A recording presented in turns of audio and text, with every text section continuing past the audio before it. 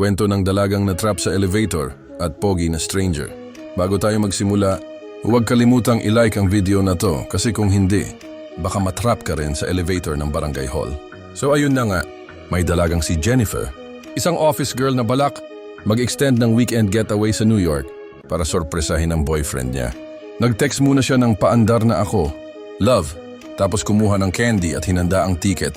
Sa kabilang banda may isa pang lalaki, si John, siya rin, nag-file ng long vacation leave.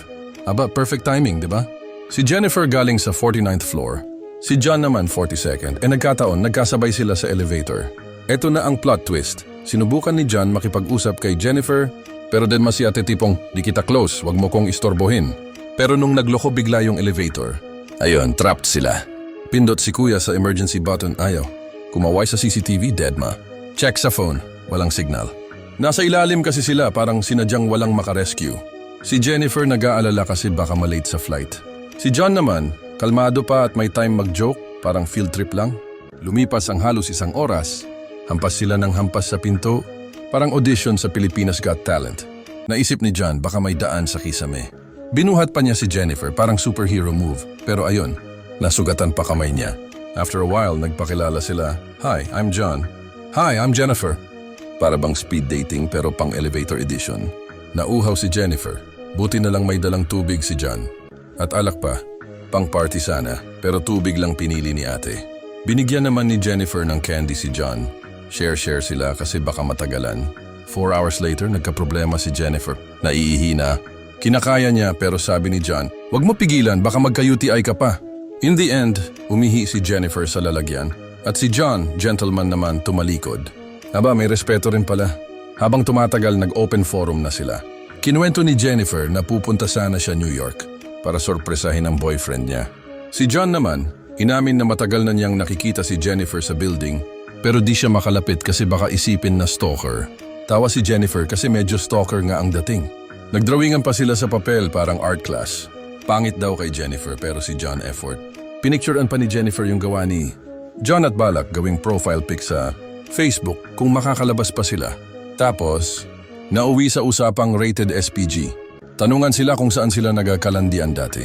Si Jennifer, kwento na may nangyari sila ng ex niya sa library nung college. Si John naman, sa kotse habang nagkakape. Nahihiya pa siya, baka ma-turn off si Jennifer. Pero mali, lalo pang naaliw si ate. Ayun, ginamit ni John yung momentum. Nilapitan si Jennifer, nagpasaring ng feelings. Parang teleserye moment. Pero si Jennifer tumayo at lumayo. Inamin niyang kaya siya pupunta New York ay para makipagbalikan sa ex. Si John, kunwari destiny pa ang peg. Baka tayo na ang itinadhana dito sa elevator. Pero si Jennifer umalma. Huwag kang ipal, mahal ko pa ex ko. Boom, clash of hearts. Ang ending? Pareho silang gusto ng makalabas para bumalik sa kanya-kanyang buhay. Kwento ng security guard na feeling James Bond sa elevator. Ito na naman tayo mga kaibigan. Si Jennifer stress na dalaga. At si John na hindi pala si John. Kasi ayun na nga. Nagdrama bigla si kuya. Hindi ako si John. At hindi rin ako empleyado dito. Ako'y isang security guard. At ako ang dahilan kung bakit tayo trapped dito. Boom! Plot twist parang telenovela. Si Jennifer ha? At muntik nang mahulog ang tsinelas sa kaba. Sabi pa ni John, matagal na kitang minamanmanan. Abay, stalker pala si kuya. Kung sa barangay hall ito nangyari, malamang binato na siya ng monoblock chair. Galit na galit si Jennifer, nagbanta pang tatawag ng pulis. Wala nga silang signal, diba? Kaya ayun, nilabas ni John ang susi ng elevator. Tinangkang agawin ni Jennifer, pero snap, naputol yung susi. Ang tanging nasabi lang ni Jennifer, yawa ka, paano na ako makaka-flight? Nag-away sila. Hanggang sa ginamit ni Jennifer ang kanyang ultimate weapon, ang sandals. Pinaghampas niya si John hanggang mawalan ito ng malay. Pero plot twist ulit, nagising si John. Aba, zombie mode. Nabigla si Jennifer, parang horror na may halong comedy bar. Tinanong niya si John kung bakit niya ginagawa yon. Sagot ni John, gusto ko lang naman ng pantay na pagtrato. Kahit security guard lang ako. Si Jennifer naman, di mag-apply ka sa HR, hindi sa hostage taking. Pero dahil desperada, nagmakaawa si Jennifer na palabasin na lang siya. Nagdrama pa ng line na pang MMK. Kakalimutan ko lahat, promise. Pero hindi nadala si John. Hinagaw pa niya yung mga gamit ni Jennifer para sa ex niya at sinuot. Aba, nag-Valentine cosplay. Tumabi pa sa kanya at nagsabi, Happy Valentine's Day, be. Kung ako si Jennifer, baka sumigaw ako ng ayoko ng second-hand love. Pagkatapos ng ilang oras ng drama at power interruption, naisip ni John na umakyat sa butas sa taas ng elevator para humingi ng tulong. Pero kinumbinsi siya ni Jennifer na siya na lang aakyat. Una ayaw ni John kasi baka iwan siya. Pero eventually, napao din si Kuya. Nakakyat si Jennifer at imbes na tulungan siya, nagbigay lang ng thumbs up with matching middle finger. Abad pasaway. Si John nagalit, nagwala at nagbanta pa. Parang WWE SmackDown edition sa loob ng elevator. Nagkataguan, naghabulan, nagkaroon ng eksenang parang Home Alone pero elevator version. Sa huli, nakahanap si Jennifer ng paraan. Sinindihan yung apoy para bumukas yung sprinkler. Genius move! Nagkamalay si John pero sinipa agad ni Jennifer at tinali. Ginawa pang vlogger si ate. Hi guys, welcome back sa channel. Ito ang confession ng stalker ko.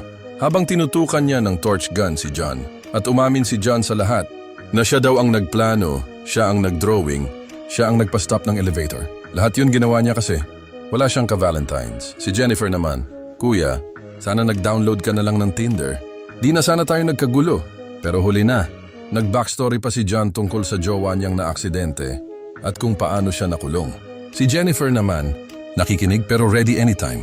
Umatake with sandals. Tupondo, dumating si Eddie, isa pang gwardiya, kasama si Mrs. na si Ruby. Aba, third party na.